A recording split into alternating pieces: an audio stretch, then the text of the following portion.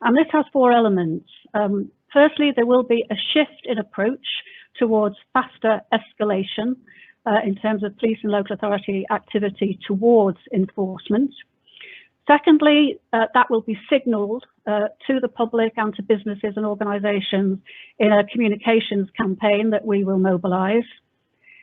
Thirdly, we're asking the government to plug the gaps that exist at the moment in the legislation that are preventing police and local authorities from enforcing as effectively as they might, and I'll explain what that means in a minute.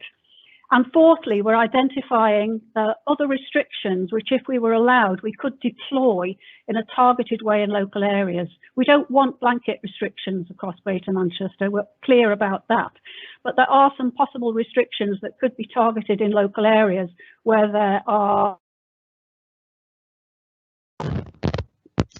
So first of all, the shift in approach, as we've talked before on these press conferences, generally the police and their local authority partners have adopted what they call the 4 E's approach. So it's been going through a process of first of all engaging people, then explaining what the rules are, thirdly encouraging them to comply with those rules, and only going to the 4th E, enforcement, as a last resort. And actually for most members of the public, as they encounter the police going forward, they will still experience that approach.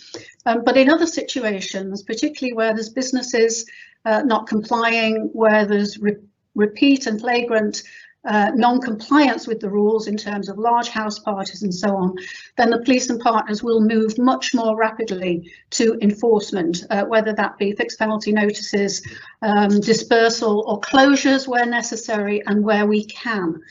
So that is the change in approach, but it will be very targeted. It will be intelligence led.